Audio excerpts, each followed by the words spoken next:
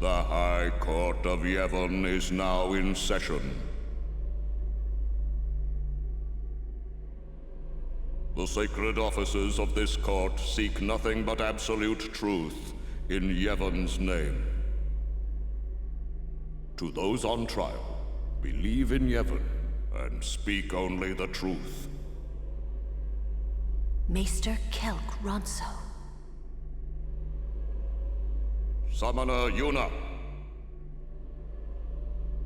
You have sworn to protect the people of Yevon, true? Yes. Then consider. You have inflicted dire injury upon Maester Seymour Guado, conspired with the Albed and joined in their insurrection. These are traitorous and unforgivable crimes that disturb the order of Yevon. Tell this court what possessed you to participate in such violence. Your Grace. The real traitor is Maester Seymour. He killed his father Jiskel with his own hands. What is this? Hadn't you heard? Not only that, Maester Seymour is already dead. It is a summoner's sacred duty to send the souls of the departed to the far plane. Yuna was only doing her job as a summoner. Grand Maester Micah, please send Seymour now. Send the unsent to where they belong? Yes.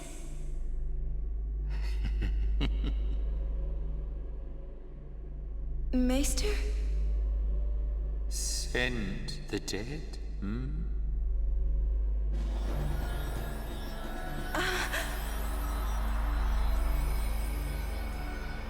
You would have to send me, too. What? Grand Maester Micah is a wise leader. Even in death, he is invaluable to Spira. Enlightened rule by the dead is preferable to the misguided failures of the living. Life is but a passing dream, but the death that follows is eternal. Men die, beasts die, trees die, even continents perish. Only the power of death truly commands in Spira. Resisting its power is futile.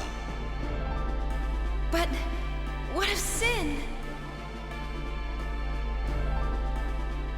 I am a summoner, my lord, like my father before me. I am on a pilgrimage to stop the death that sin brings. Are you telling me that too is futile? Grand Maester Micah, I am not alone. All the people who have opposed sin, their battles, their sacrifices, were they all in vain? Not in vain. No matter how many summoners give their lives, sin cannot be truly defeated. The rebirth cannot be stopped. Yet the courage of those who fight gives the people hope. There is nothing futile in the life and death of a summoner. Never futile, but never ending. Indeed, that is the essence of Yevon. Lord Micah. Yevon is embodied by eternal, unchanging continuity, summoner. No. That can't be right. Those who question these truths, they are traitors.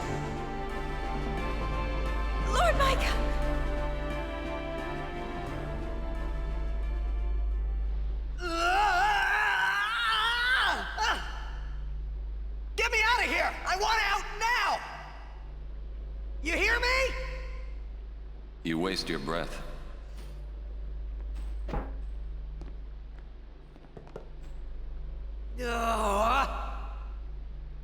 Man, I hope Yuna's okay. She's strong. She'll make it. She'll make it? What, so she can die?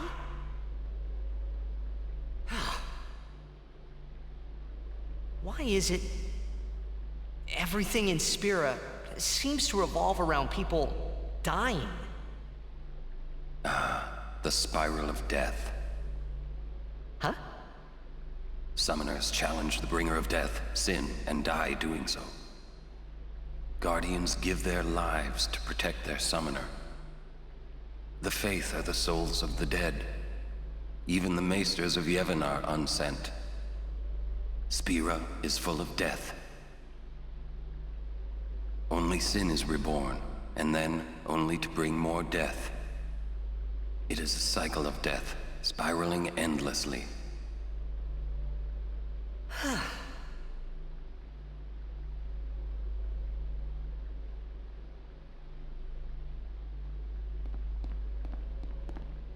Come out. Your sentence has been decided. Sentence? Don't you mean execution? Really now, what person would execute a dear friend? You would.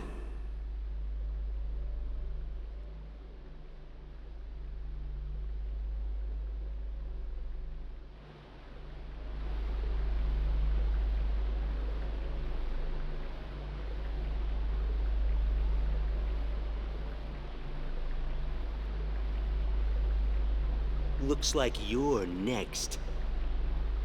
Next for what?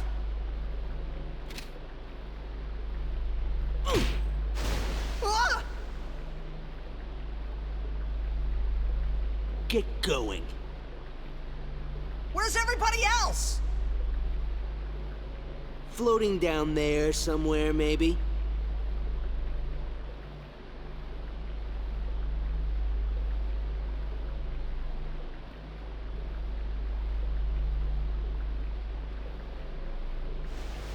Ooh, you made it!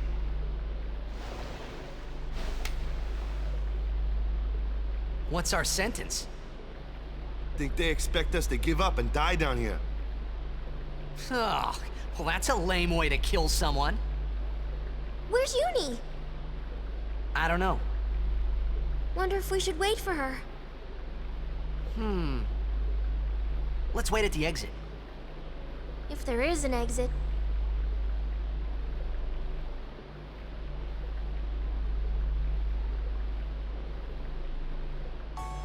How fares the Ronso Maester? It seems my father's murder troubles him.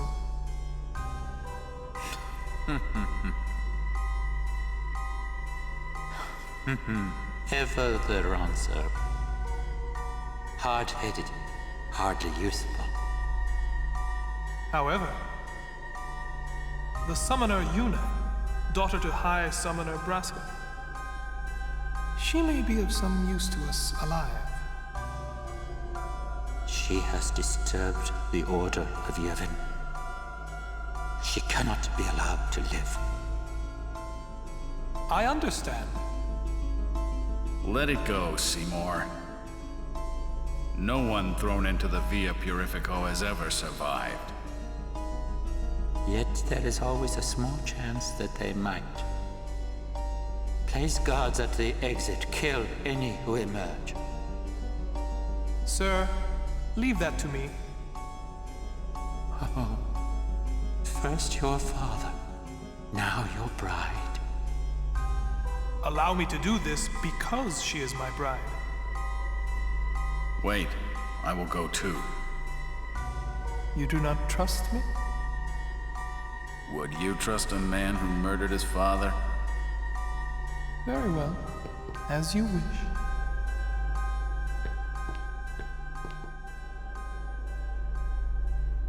Lady Yuna, forgive me. To the condemned, Stone panels are scattered throughout the Via Purifico. Step on one to transport yourself to the next panel in the indicated direction. Nothing will happen if there's no panel to receive you at the far end. Hello, priests and parishioners. My name is TV Skyn, and welcome back to Final Fantasy X, where we start on a light note, I think. Just a bunch of happy little stuff happening. That's perfectly fine. No need to worry. Everything's cool. And oh, right, it turns out that the religion that rules over Spira is actually an obsessive death cult led by dead people. So that's fun. Wow. Anyway, this is pretty much like the game has at this point spelled out a lot of its thematic ideas, at least as they relate to Yevon and the summoners and the role of Yevon and this particular kind of organized religion in the story of Spira. Because as Maester Micah lays out pretty clearly, Yevon is embodied by eternal, unchanging continuity. That is to say, that they offer people hope, they offer organization, they offer, relief, as we see throughout the game. Like, the priests of Yevon are integral to the cohesion of Spira. Like, they offer healing, they offer support, they offer,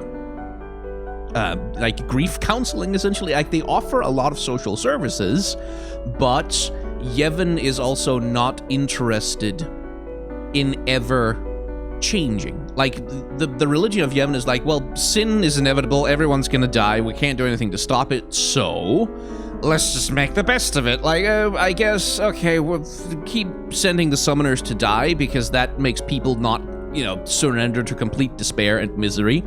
And in the meantime, this is where we're stuck now. Nothing can be done, nothing can be changed. And we've seen that attitude before. You heard it from Waka earlier, when he shouted quite angrily, nothing has to change. And that's the thing. Like, it's that particular kind of conservatism where, okay, we're in a bad situation, but we have found an answer to it, sort of, kind of. Like, we found an answer that gives us enough comfort to go on. And because it's enough to be going on with, we're not gonna bother changing. Like, we have decided that it is immoral to strive for anything better, to risk what we have for the purposes of something that, might improve on matters. And that's very much part of the theming of the game, is like, it's like the glue of despair. Like, the ways in which despair can stick you in one place. Acceptance of inevitability. Which is what Yevon is all about. It's all about, like, well, you're gonna die, everything's gonna suck, sin is inevitable, nothing can be done to change it, which is why they hate the Albed so much, because the Albed do not accept that death and suffering are fully inevitable. And they tried, like at Operation Mihen with the Crusaders, they tried to circumvent the continuity of Yevon. Which is why Yevon used that as an opportunity to crush people's hopes of things ever changing outside of the structure of Yevon. And without getting, too overtly political here, this is a critique, not especially of organized religion. Not especially, it's definitely also a critique of that, but it's not, exclusively. Yuna, sorry we left you alone. No, it's okay. It's a critique not just of organized religion, which sometimes has this aspect to it. It's certainly if you think of a religious tradition, for example, Buddhism. Buddhism has you can apply this criticism to that, because Buddhism exists in this, suffering is inevitable, the world is full of suffering, the material world is fundamentally a bad, evil thing, and we must let go of all attachments, etc., etc. And then somewhere at the end of an infinite cycle of regeneration and reincarnation, sure, you can transcend, probably, but there is this of oh yeah, there's good stuff will happen sometime in the distant future. We won't tell you when, where, or how, but trust us, if you just stick to the faith, good stuff will happen. And it can be applied to, like, Christianity, Islam, even Judaism as well, where there is this, often this sense of arbitrariness to when, how, and why the faithful are allowed relief from suffering. But it's not just organized religion. It's also, like, plenty of politics. Like, you can apply this particular critique to certain strands of utopian socialism, for example. Like, there is a tendency among certain socialist traditions to be like, oh, well, I mean, all of the bad, like, oh, racism and sexism and homophobia, yeah, sure, that'll go away once we have the revolution. Like, once we have the revolution, once we have instituted, like, a complete dissolution of capital and redistribution of resources, yeah, probably that'll take care of it. Like, sexism, it's all just class, like, and you can apply that same criticism. We search. Where certain strands of socialism do indulge in this, like the concept of permanent revolution, for example. That it's not like you can't have the revolution and then you have fixed things, like then the world gets better. It's not enough to have that. You have to have a permanent, constant state of revolution through which, so goes the theoretical thinking, the world is brought into a better state and continually improved. But the sort of the constant, far-off, distant promise of when the revolution comes has this same aspect to it. Like, it's this promise of an uncertain reward somewhere in the far-flung future that you will never see if only you conform.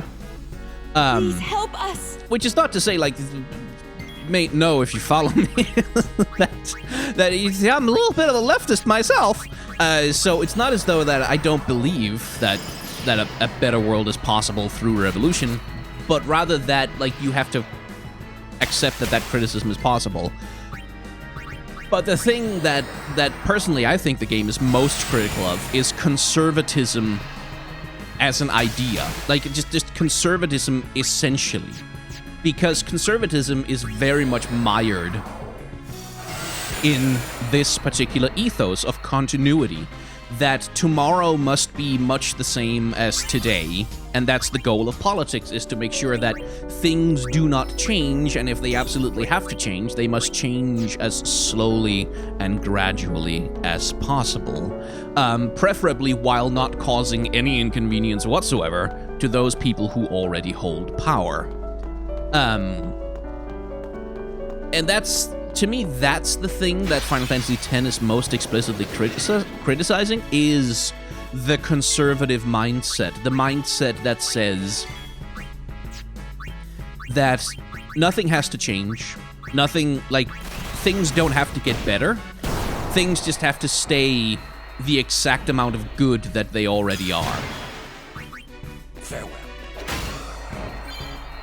And if you strive for better, if you insist that better is possible and that better is necessary and that, like, the institutions that exist in the moment must be torn down in order to build something better on top of them, then you are a traitor. Like, then you are dangerous. Then you cannot be trusted, essentially. And that's very much what Meister Micah expresses, is like, those who question these truths, they are traitors. Those who question the continuity of Yevon, the eternal nature of Yevon, and the eternal nature of sin, those who say, hey, what if we could actually... I hate this place. Yeah, me too, Warren. What if we could actually fix things? What if we could actually make things better? What if better was possible? They are traitors to Yevon. And that is conservatism in a nutshell, is like, if you dare to ask for better, then you are an evil. And by the way, we will summon Bahamut eventually. Just be patient.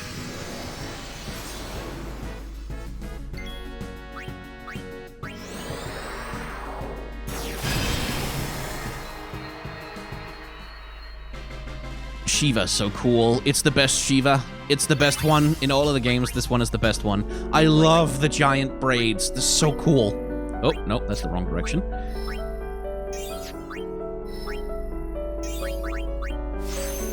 I also really like the music here.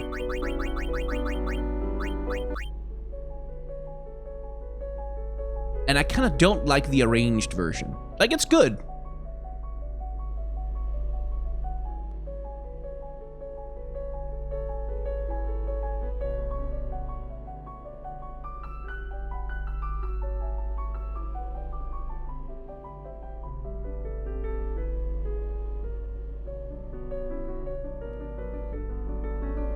Right, that's the arranged version. That's the new one. It's also the one that the piano collections are based on. But I kind of prefer the original one, because listen to the rhythm of this one. This has this constant, steady pulse. Bum bum bum bum bum bum bum bum bum bum bum bum bum bum bum bum bum. Like there's this constant rhythm to it, this plodding feeling of like constantly moving forward. And this is a labyrinth level, so I feel like that mood is really appropriate for it. Whereas the arranged version, in my opinion, it's much more varied. Like it has much more feeling. It's played and like it varies its tempo and its feel and its intensity. And that's kind of not what I feel like this area needs. I feel like this area needs like that steady beating pulse of like dun dun dun dun dun dun dun dun. Dun dun dun dun dun dun dun dun.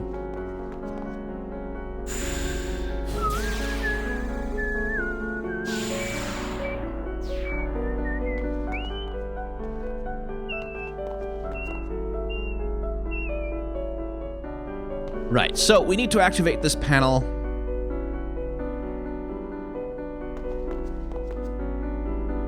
Or rather, we need to activate these panels. And then eventually they'll be able to send us to some treasure that's somewhere out of sight. Problem is, I don't remember exactly where, how, or in what order this needs to be done. So we'll just have to experiment a little bit.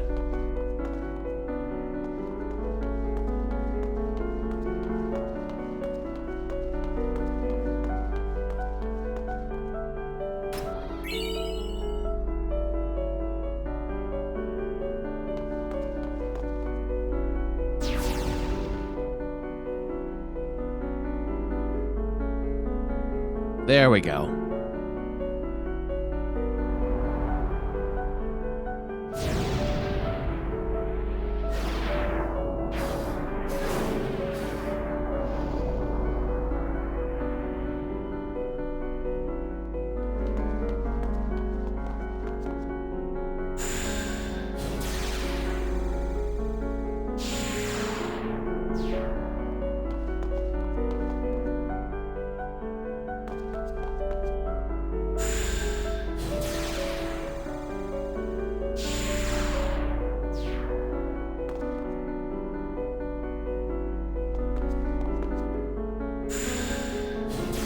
There we go. Okay, this is one of the treasure rooms. Thank you. Skill sphere. And a lucid ring. Which Yuna will have good use out of eventually.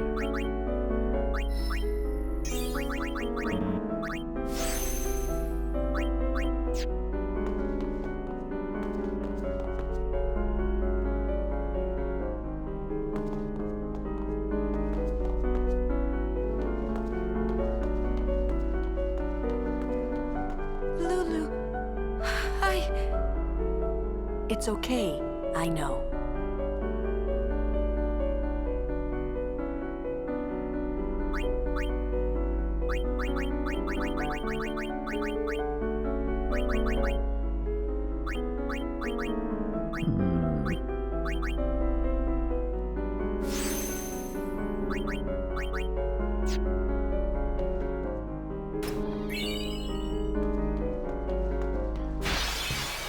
All right. We're in the end stretch now, boys.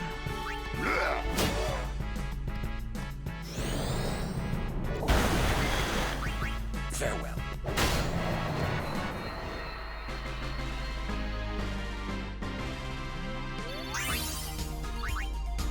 So the unique thing about this passage here is that for whatever reason, you can't escape fights down here at all. You have to fight these things.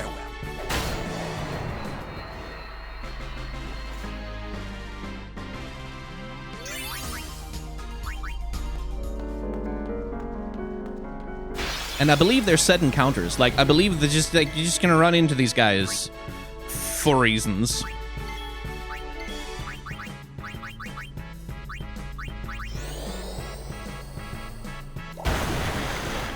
Oh shit! Right, it's thunder that they're weak to. Doi.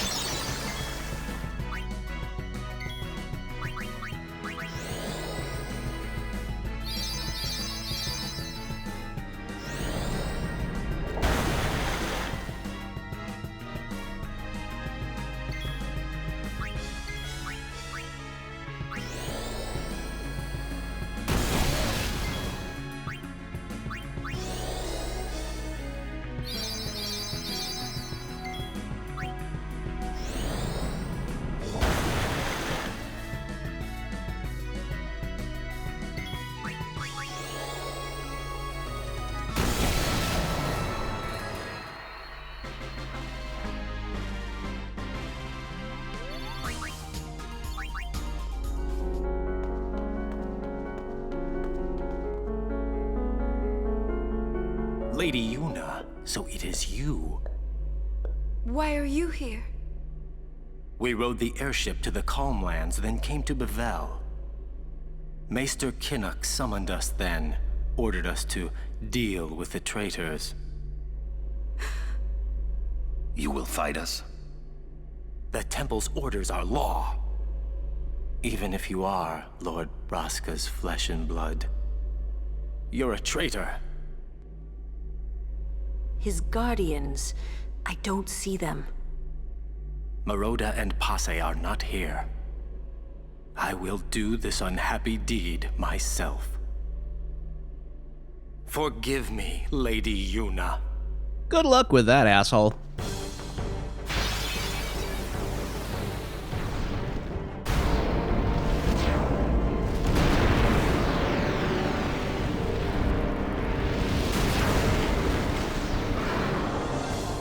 Yuna's so close to an overdrive, too. Oh, well.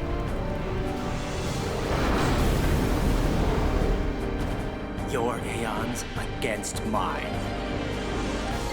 Oh, right. Bugger me blue. Okay,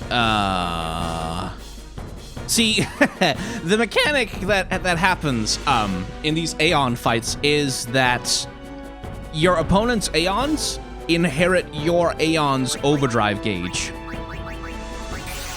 And it's rather distressing. Still, we can deal with this.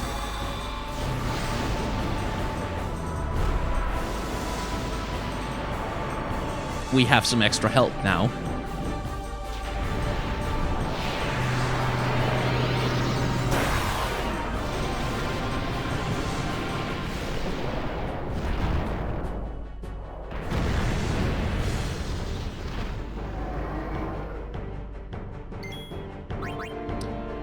So the thing we're gonna do first is we're gonna shield.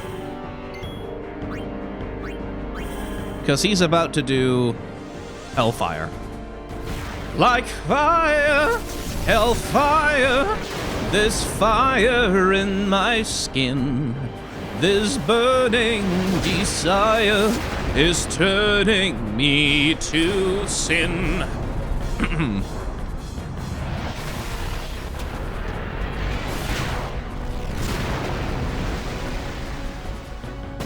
His Aeon's overdrives don't do nearly as much damage as mine. And guess what Bahamut has? Third tier spells.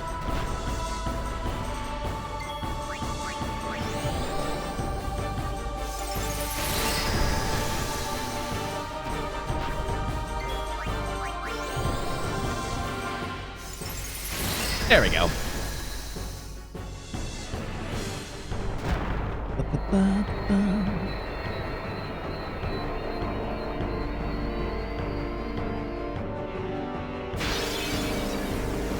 And so now, in order to force us to unsummon whatever we have summoned so that Isaru can summon whatever the hell he wants, it basically kicks you out of the fight and then knocks you back into it. So that you can't, like, so that... It's not over yet. So that the game never encounters a situation where, like, if I had summoned Valifor in that last fight, then he wouldn't be able to summon it. So you can't have two Valifors on the field at the same time. So that's it. Anyway... Next time around, he's gonna summon Bahamut, which is gonna suck.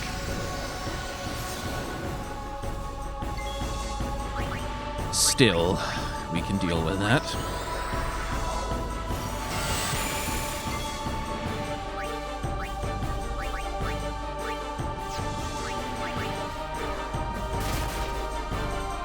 Kick in the face.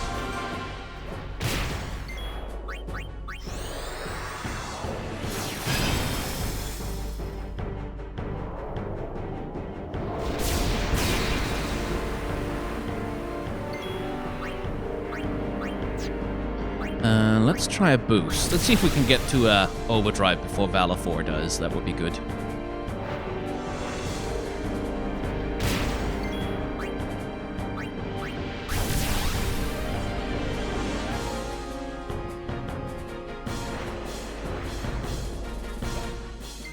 Yeah. Yeah. I need to be careful about it, though, but I think it's fine. Yeah!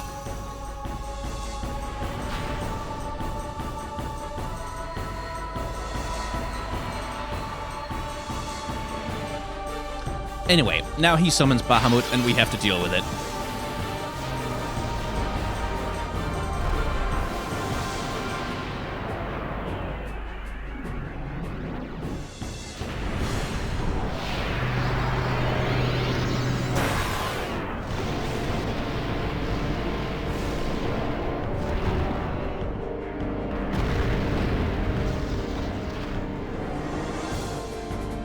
I cannot let you pass. You will.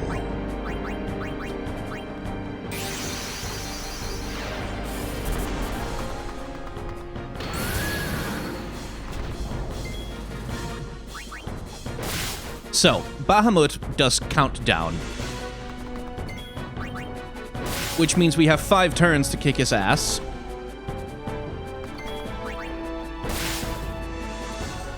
Before he uses Mega Flare.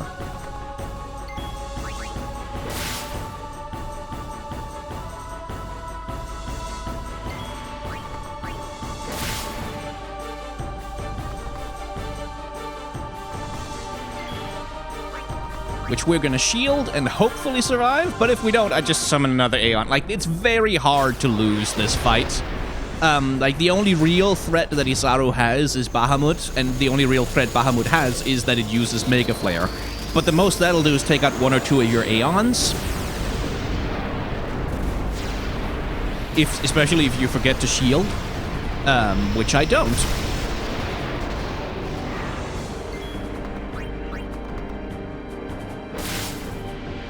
So it's not like, this is not a difficult boss fight, not compared to Evray, for example, which is a boss fight that you can really, like, you can lose some games on that one. Anyway, speaking of overdrives, Thor's Hammer, which, as you can tell, not enough to kill. And it's gonna give him at least 2 turns of countdown. Oh, turns out it gives him 3. Not 4, though, right? Surely. Good. Shield!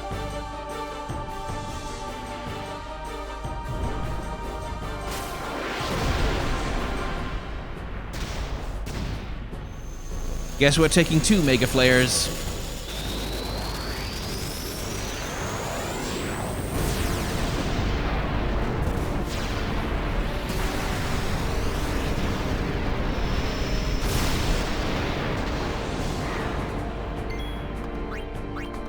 And by the way, if I hadn't had shield up, if I wasn't using shield, then Mega Flare would one-hit kill them. Like, it would probably one-hit KO any Aeon that I have.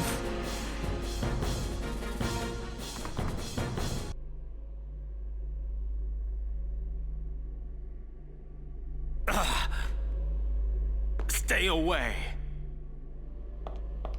Yuna, let's go.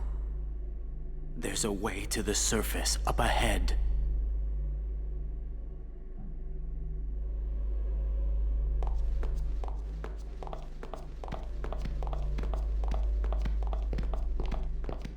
Your pilgrimage is over.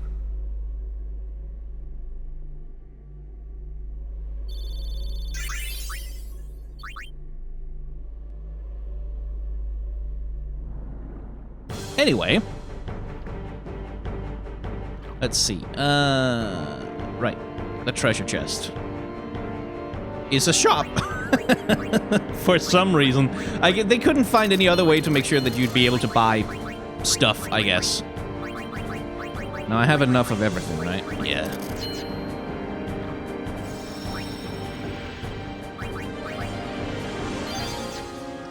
So there's a boss fight coming up, as you can probably tell from the music. Oh, hello.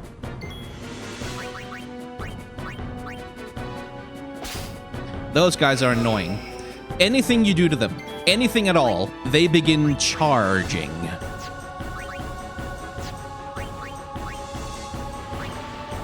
And once they're fully charged up, they unleash a pretty powerful attack, and it's very annoying.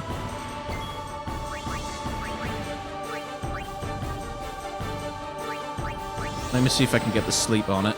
I don't remember if I can. Yes, good. Oh, it was dead anyway. Cool. Anyway, I want those dragon scales. Ow. There we go.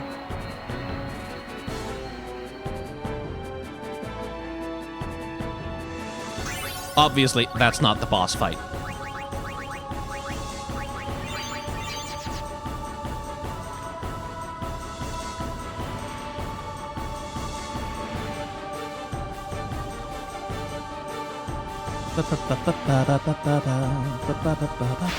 And then they provide you with a second save sphere, which is funny.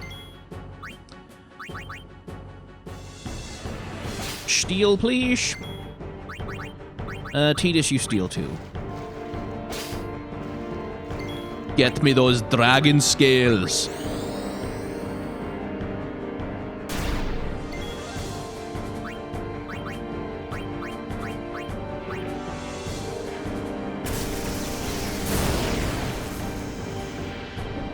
By the way, this is why, this section here is why Lulu says that Tidus or Riku should practice their magic. It's because of these jerks. Because they have armor, as you can tell. And you it takes a million years to beat them down with physical attacks. Which is why it's good to have stolen a whole bunch of lightning marbles ahead of time. Or to use black magic spheres earlier to teach Tidus and or Riku some thunder magic. Now, we haven't done any of that, because I don't need it, but it's a smart thing to do otherwise. Screw haste, we'll just hit him in the face. He's blinded anyway. There we go.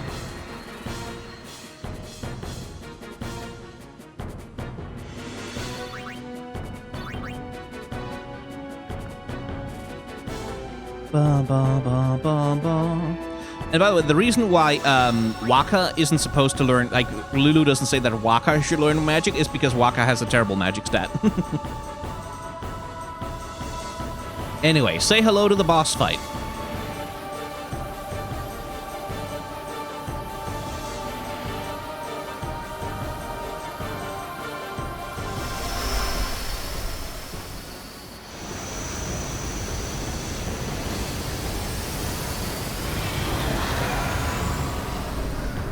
There's a familiar feller. A little bit blue, a little bit undead, but there he is. So, the way you're supposed to do this is you're supposed to use the trigger command to open the locks on the gates behind you, and then you flee in stages, and eventually you'll have a trigger command that'll let you do a bunch of damage to it. But we're not going to do that. What we're going to do instead is we're going to throw a couple of Phoenix Downs at him, because he sure does look a little bit like a zombie, doesn't he?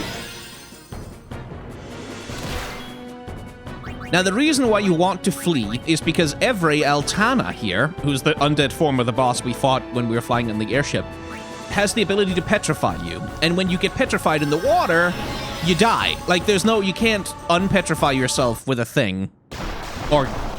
Or survive in any way. You just die instantly. So he can wipe out your party right quick if you don't deal with him. Fortunately, because he's a zombie, he also takes 8,192 damage from Phoenix Downs. I could also kill him with an X potion or two, but Phoenix Downs are the most cost efficient. And that's nice. Oh shit, I forgot to have Waka take an action. But we do get 2 black magic spheres from him. Lovely. And that's lovely, also because when you kill him, rather than flee from him, you get the opportunity to open a treasure chest. Not that they have anything that great inside them, but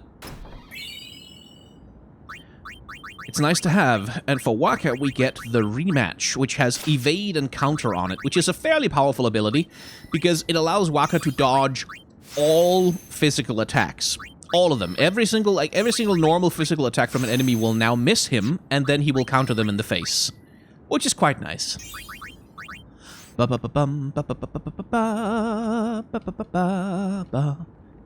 And we're out of here.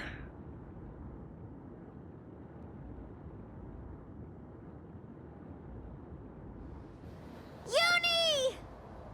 You're all right? We were so worried. It's good to have you back. Thank you.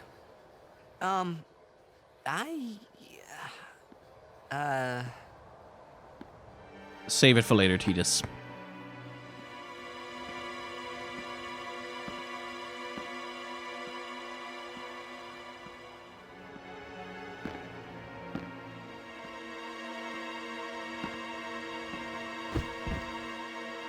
Oh dear. Seymour murdered someone again. Funny how that happens. Keenock. Why, you? I have saved him. He was a man who craved power. And great power he had, but he feared losing it. Trembling at unseen enemies, he spent his days scheming petty schemes. Chased by his fears, never knowing rest. You see, now he has no worries. He has been granted sleep eternal. Death is a sweet slumber. All the pain of life is gently swept away. Ah, yes. So you see, if all life were to end in Spira, all suffering would end. Don't you see? Do you not agree? That, Yuna, is why I need you. Come, Lady Yuna. Come with me to Zanarkand, the lost city of the dead. With death on our side, we will save Spira. And for this, I will take from you your strength, Yuna, your life, and become the next Sin. I will destroy Spira. I will save it. You're totally nuts!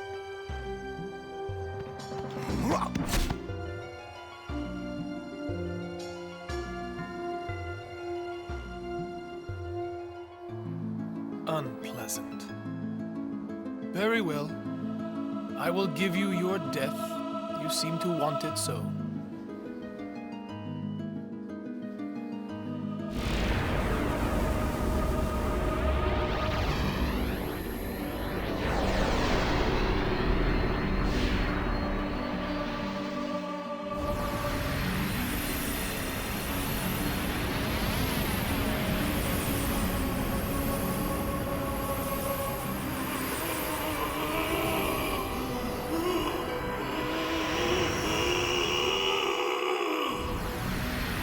Worst magical girl transformation ever.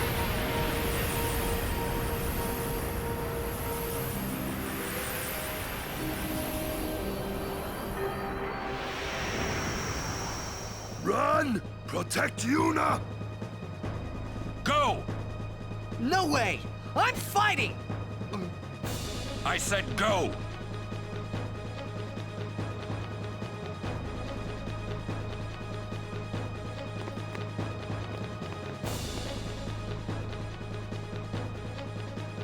Ah! I won't leave Kamari behind. He's a guardian. Protecting you is everything. Oren! That's right. We're all guardians. Yeah, and you know what that means? Yuna, anywhere you go, I'll follow. Anywhere I go? Yeah, anywhere. Well then, let's go! Hey, Kamari! Leave some for us! Hey, wait for me! Me too!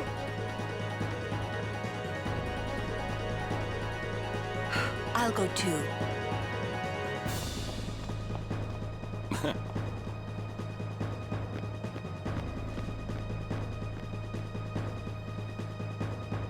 So anyway, more themes. Specifically Seymour, who's gone just a little bit more insane than he already was. But the thing you should note about Seymour is what Jiskel told us about him.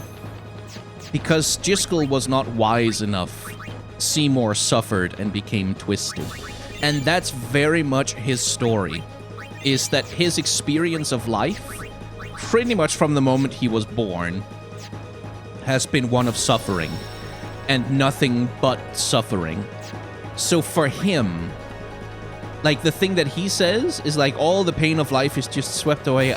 Isn't it? Like, it's, for him, death is glorious, because all of a sudden he's freed from all the pain and all the suffering and the misery and the scheming and all the trouble that has haunted him for his entire living existence. And his obsession, because he sees this as a salvation from suffering, because he sees life as fundamentally painful, as fundamentally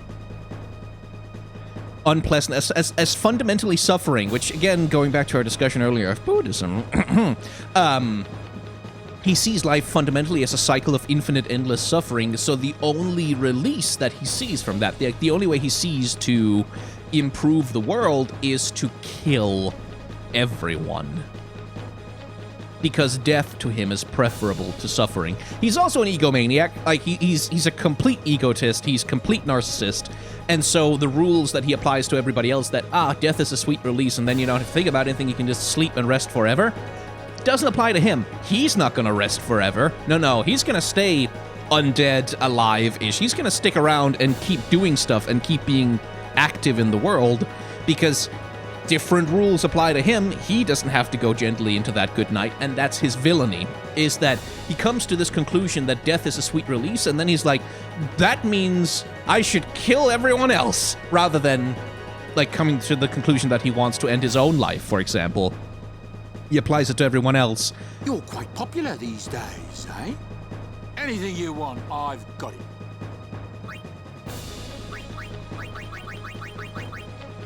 And then there's Oaka, who's just here, somehow. Sure, it's not like I have anything better to spend money on right now. Traitor or no, Lady Yuna's always been a friend to Awaka. So that's Seymour, like, as a villain. Like, his villainy is his narcissism. But his conclusion is drawn from who he is as a character. In a way that, like, again, I think as a younger man, or as a kid, basically, a teenager, I didn't really appreciate it. I just thought, oh, he's a generic bad guy who wants to kill the world because of some reasons. I didn't really understand how deeply it ties into, like, Seymour is a demonstration of the failure of Yevonite philosophy. Like, Yevon is defined by eternal unchanging continuity. Right, that was the thing. That Micah told us, is like, oh, Yevon, yes, that's just the same thing happens forever, always, and nothing changes ever. And if you think something should change, then you're evil. And then Seymour, like, he takes that to the logical conclusion. Well, you know what is the ultimate eternal unchanging continuity? Death. Because then you're dead forever and nothing ever changes. Like, so there's this continuity of philosophy between the moral failures of Yevon and the madness that is Seymour.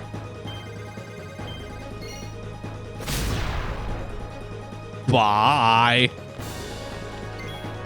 Right, these bastards. So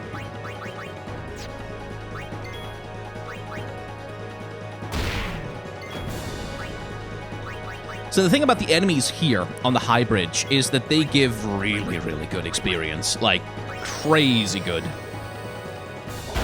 Especially if you get overkills on them.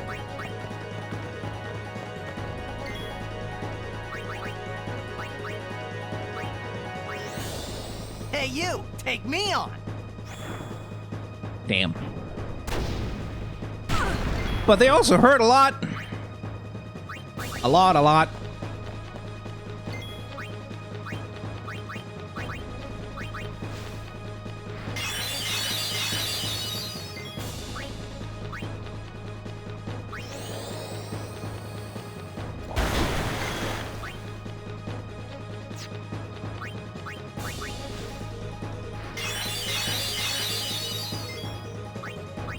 Enough.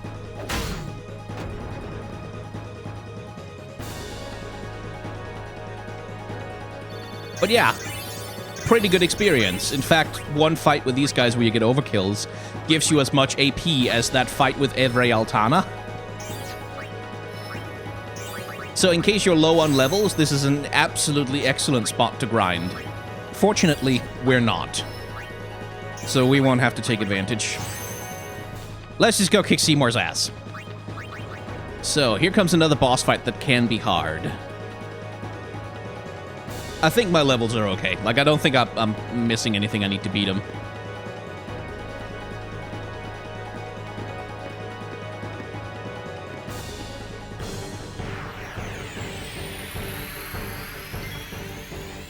So, you can cheese the hell out of this. Like, if you don't want to deal with it, you can cheese the shit out of this fight by just poisoning Seymour and not doing anything. Like, so long as you just poison him and you don't do anything, then he will never move from one phase of the fight to the next one.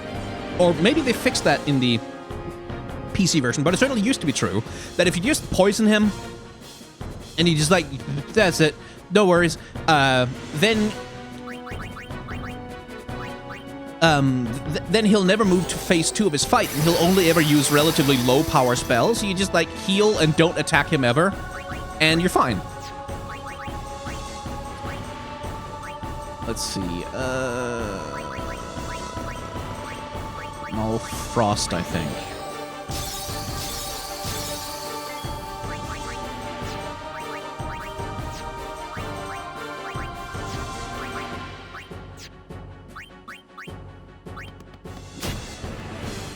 So this is gonna Desperado, yeah.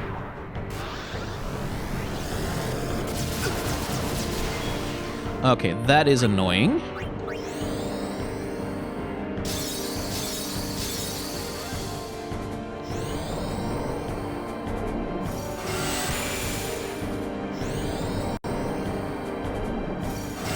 So, the thing about this fight is that it's all tactics. Like, it's fully a tactical fight in the sense that you need to know what it's gonna do, and you need to respond to it. And basically, the way this fight works is much the same way that the fight with Seymour in Macalania Temple works, in that he's going to cast his rotation of elemental spells,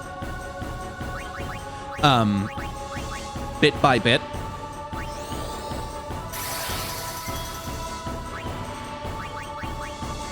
And you need to defend against them in the same order that you used to back in Macalania Temple. So you have to remember that.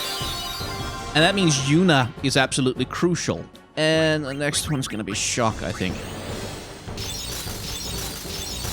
But the trouble, the difficulty now is that he has this motherfucker.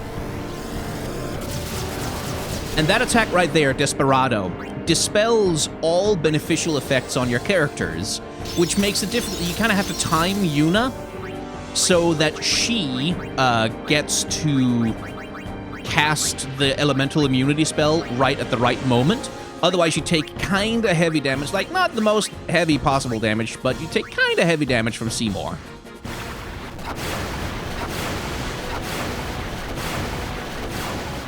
And the easy solution, of course, to this problem is, hey, why don't you just kill that little fucking snake thing that's attached to him. And that's a great idea. A little more difficult in practice, because this little bastard right here, when you kill him, doesn't die. Can't remember if shadow gems work on this guy. Nope. Not surprised by that. Still,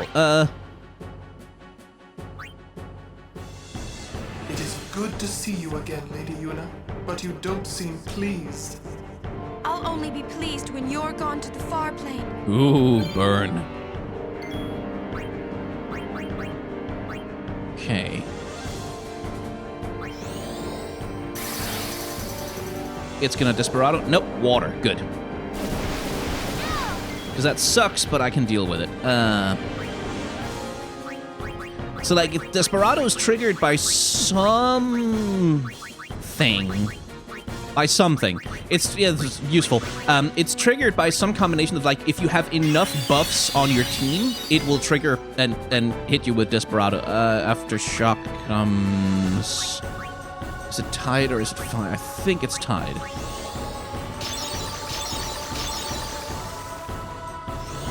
Yes, good.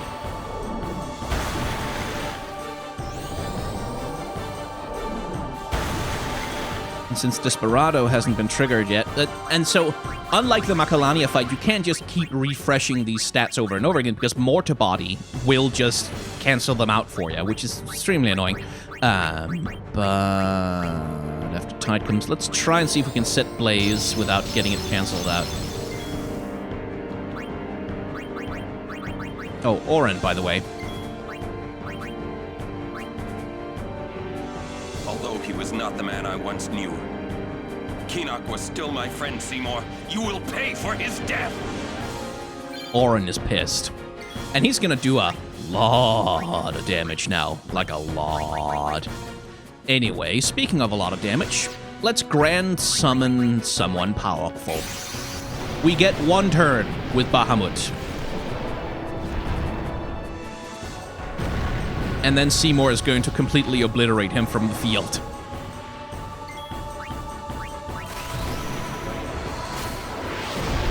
But it gets us a nice chunk of damage and moves us on to the next cycle.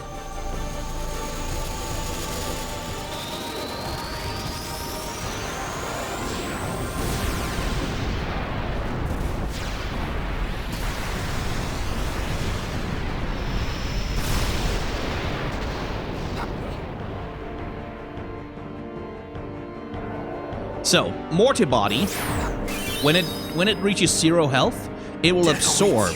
Yeah, there we go. It will absorb more health from Seymour.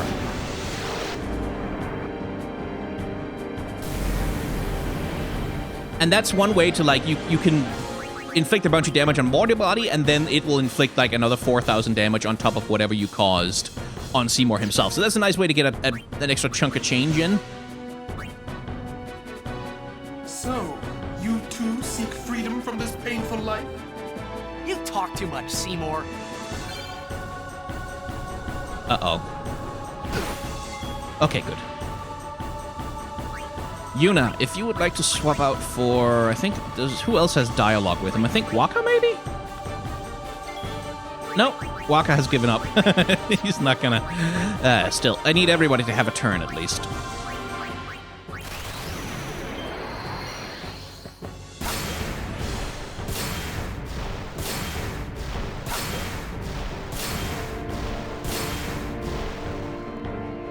Oh, I triggered the Mortisorption.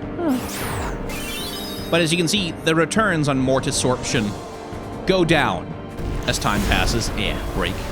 Okay, break is bad, because it petrifies you, and with petrification, Mortibody will shatter you with Shattering Claw, which is bad, because when a character dies from petrification, they don't get replaced.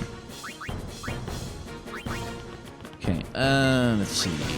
The last one's... I think it's Blaze.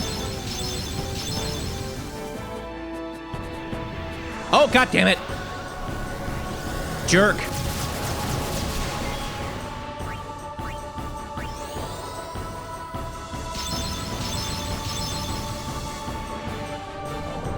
Oh, he's done. Okay, we are on to the next phase. He's just gonna be that dick right now. Riku. Does the Albet potion cure petrification? Yes.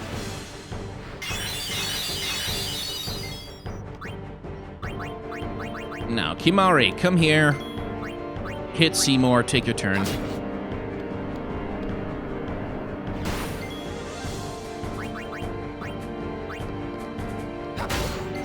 As I told you, Orin does a lot of damage now.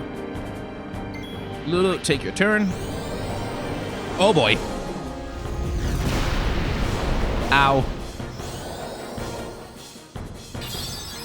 Jerk. Dickhead. Bastard. I hate you! But yeah, if you don't know about, like, the cycles of the fight and how Seymour, like, goes from one cycle to another, you can get into a lot of trouble in this battle. Like, a lot.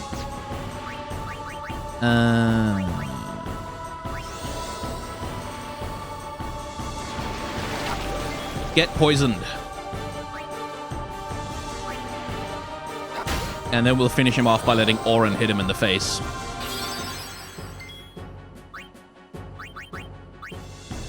Everyone else is taking a turn, right? Yes.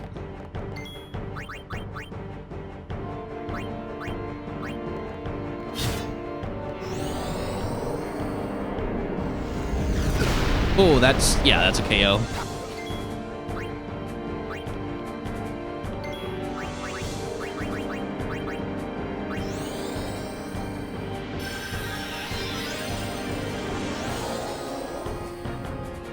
Stop healing him.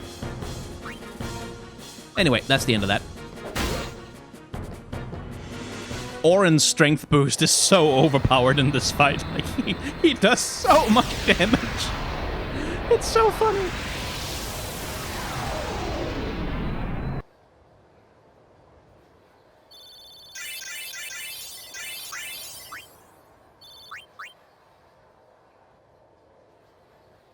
We escaped with our skins intact, but Yuna lost something.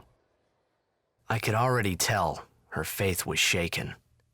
Yevon had betrayed her. I felt like I should do or say something, anything. But nothing came. I was just as lost as she was. And then...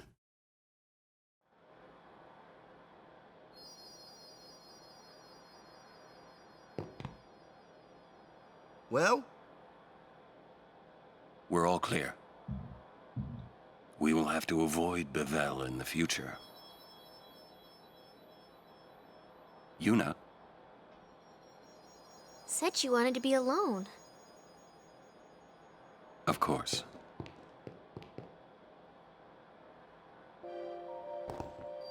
Wonder what Yuni'll do, huh?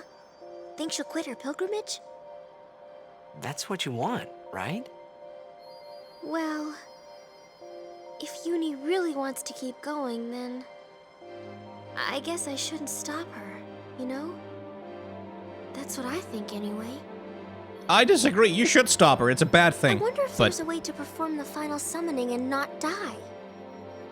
That'd be great, wouldn't it? I guess someone would have thought of it in the last 1,000 years, huh? Hey, maybe you should go talk to Yuni. Hey. Yuna's off in the woods. Kumari's with her, but maybe you should go too. I think it might help if you were there. Lulu knows. It would be so easy to fight without thinking. Walk a straight line. So easy. It would be so easy to... Must be tough for Yuna. We leave at daybreak. If Yuna figures out where we're going, that is. I feel kind of bad leaving everything up to her, you know?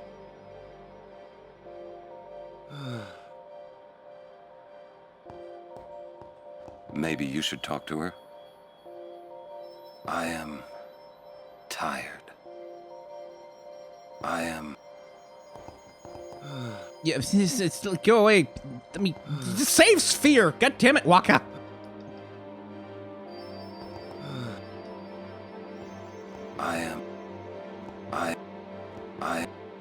There we go. Jesus.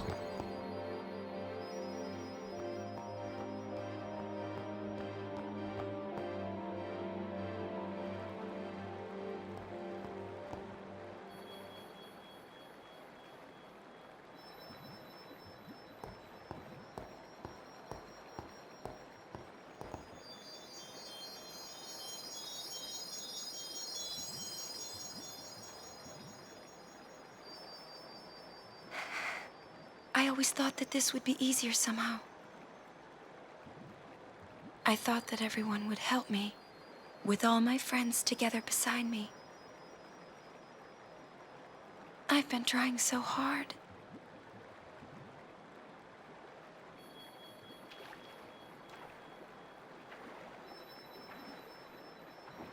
Maybe you're trying too hard. They told me everything. Everything?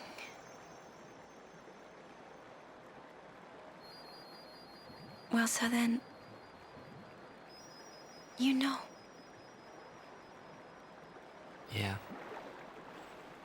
I'm sorry.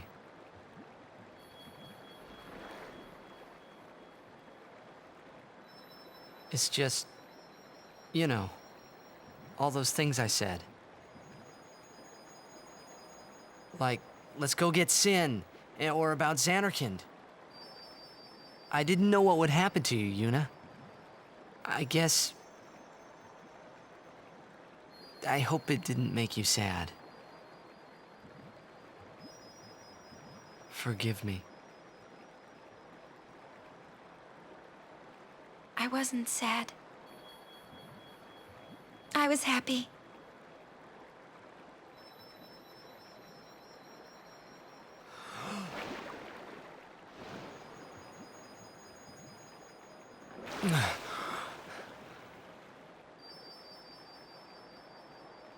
Yuna!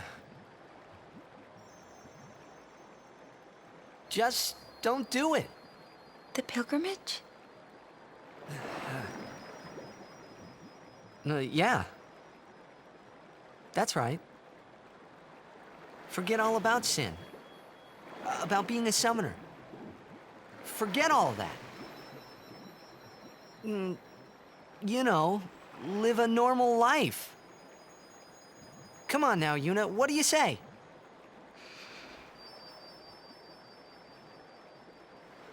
Maybe I will.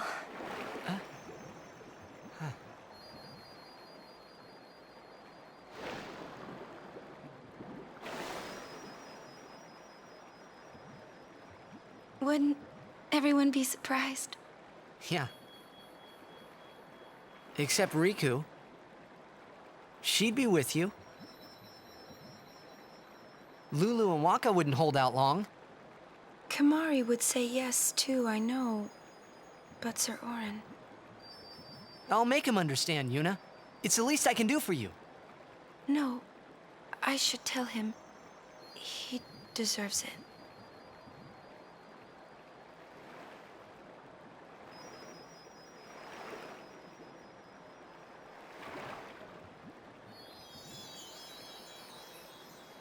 What'll I do if I give up my pilgrimage? Hey! Xanarkand! Let's go to Xanarkand! Not the one in Spira, the one I'm from. Uh-huh. Yeah, we can all fly there. Everyone can go. Then, we'll have a big party at my place. And then we could see Blitzball. That's right. Your Xanarkand Abes would play? Yeah. We could all watch you play, in the stadium all lit up at night. I'd cheer and cheer till I couldn't cheer anymore. Yeah, right on. Well, what about after the game? We'd go out and have fun. In the middle of the night? No problem. Xanarkand never sleeps.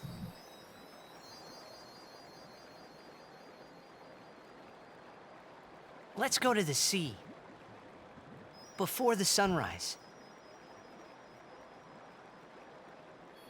The city lights go out one by one. The stars fade. Then the horizon glows, almost like it's on fire. It's kinda rose-colored, right? First in the sea, then it spreads to the sky, then to the whole city. It gets brighter and brighter, till everything glows. It's really pretty. I know you'd like it.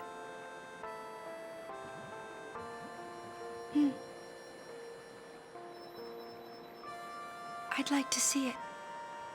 Someday. Well, you can, Yuna. We can both go.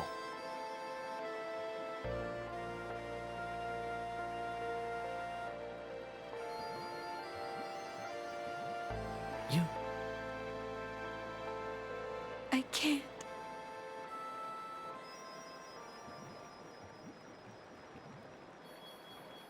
I just can't.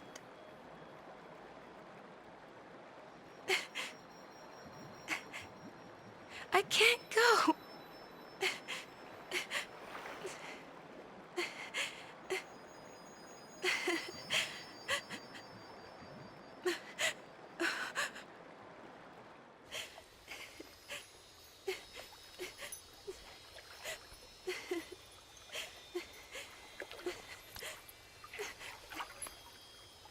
Yuna.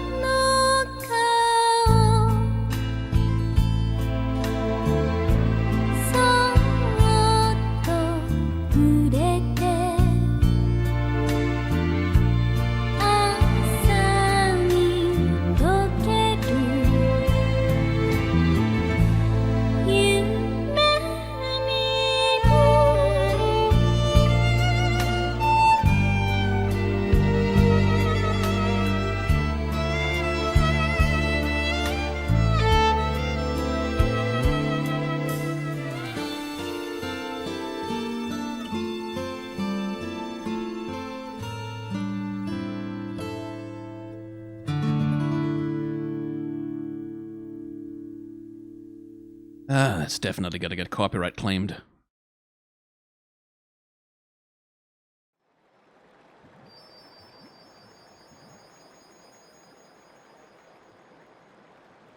I'll continue. I must.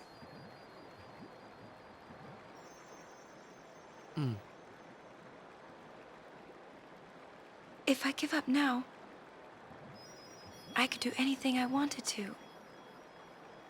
And yet, even if I was with you, I could never forget.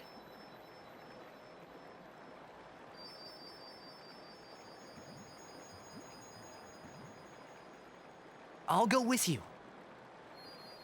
What? I'm your guardian. Unless I'm fired.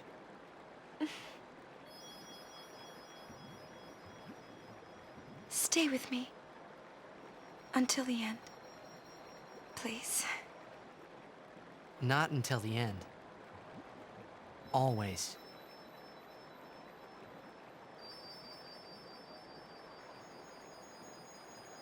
Always then.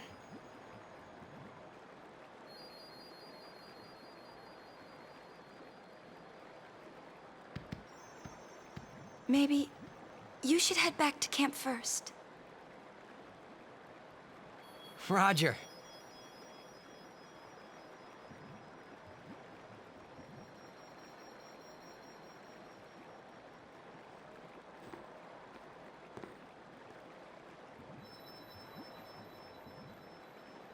So the thing about this, remember what Donna told us on the airship? Most people would not forgive a summoner who quit their pilgrimage. Like, the idea of quitting, of not doing the thing, of not going through with sacrificing your life for the common good, etc. It's a taboo. Like, a really, really strong taboo that gets you outcast from society, like, forever, if you do it. So for Yuna, like, this whole sequence, like, for Tidus, it's just, yeah, let's just go quit the pilgrimage and we'll fly to Magic Land and everyone will be happy. Like, he's just kind of trying to distract her and cheer her up, but for her, that's even entertaining the notion, like, even having the thought of, what if I quit? Like, what if I just didn't? What if I did something for myself, if I took control of my own life and like, decided to be selfish for once? Just for once in my entire life. That's a big deal. Like, that's humongous. That's, like, she's just lost her faith in Yevon. Her world has been shattered, and now she's exploring the limits of how far she'll go. It's like, okay, my faith in Yevon has shattered. What else will I stop believing in now? What taboos? Like, what do I really believe deep down without the faith in Yevon, without the teachings, without all of that? She's figuring out, as they're talking, who she is and what she wants. And what she finds is that when she entertains that notion of not finishing the pilgrimage, of not going, of not ending the journey that she has started, she doesn't want to. In spite of everything, in spite of the betrayal of everything that she's ever known, in spite of like, everything that's happened on her journey, she doesn't want to stop. It's too important to her. It matters to her. Not because of Yevon, not because of the religion, not because of anything else, but because it matters to her. Deep down at the bone marrow of her soul, she cares about Spira and its people, and she cares about doing something to end sin. That's what matters to her. This is her figuring out exactly who she is, which is what makes, like, the romantic climax with Tidus appropriate here, because this is the moment where, rather than doing what is expected of her, doing what is asked of her, what she thinks she's supposed to do, now for the first time in her life, probably, she's doing exactly what she wants to do. And what she wants to do is kiss the big, beautiful idiot himbo who has been encouraging her and cheering her up for the past long leg of their journey. Like, it's her taking, like, saying, I'm gonna do whatever the fuck I want, and fuck the church, and, like, fuck the Pope, this whole thing is a scam, etc. I'm gonna smooch a himbo, and then I'm gonna save the world, because that's what I want. And that's... I don't think they did a very good job of directing the voice actor for Yuna at some points, because in Japanese she plays a very specific archetype, like a very specific soft-spoken but iron-willed archetype character that works, like you see it in anime all the time. And my sense of, like, because I've listened to other work that this voice actor has done and stuff, my sense is that basically the directors told her to be so quiet and to be so, like, when she was crying, to be like rather than, you know, really put in sobbing and a more emotive performance, because that's the Japanese version of Yuna. Like, that's what the archetype is in that cultural context. And because of that, it kind of, the voice performance, it kind of doesn't come across how big of a fucking deal this is to her.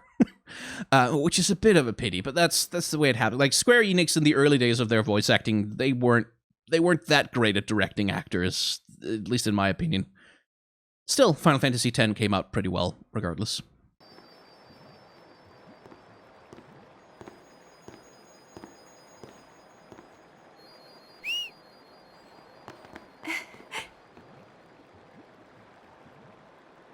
Wait, I'll go with you.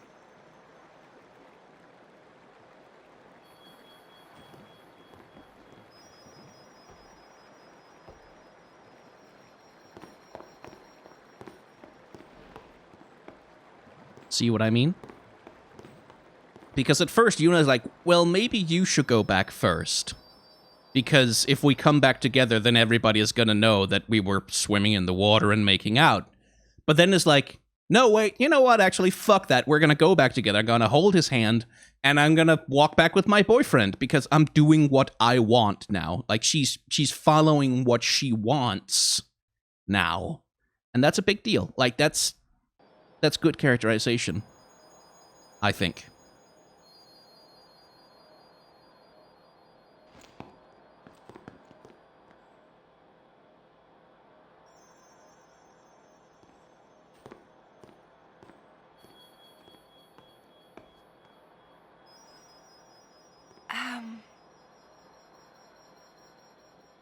Sir Orin?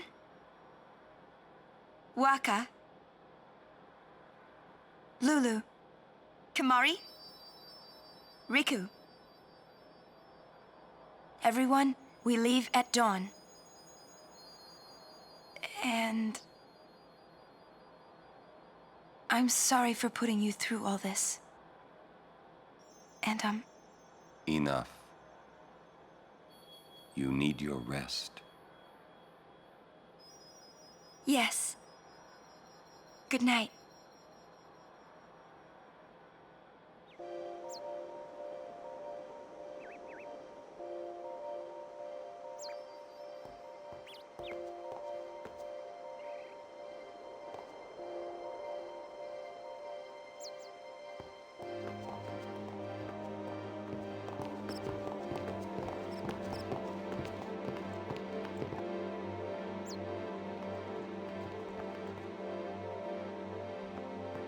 I really need a save point right now. Oh well.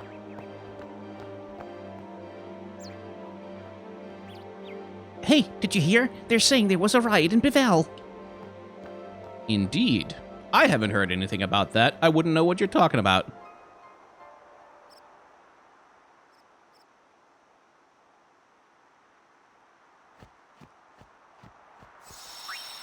Anyway, that's probably a good stopping point for this particular episode. So, if you have enjoyed hanging out in the world of Final Fantasy X with me, then the like, comment, and/or subscribe buttons down below are available at your pleasure and discretion, and they make numbers go up, YouTube, blah blah, algorithm, etc. You know, we have to ask, because we're YouTubers. It's the job. We have to tell you to press the button. So. Anyway, I have a Patreon, I have a merchandise store, I have a tip jar. If you want to use any of them, then I'd be very grateful for the help, and if you don't, that's completely okay as well. Outside of that, thank you very much for watching. Please remember to wash your hands, wear a mask, and have solidarity with those who are fighting right now to make this fucking hell year a little bit less terrible.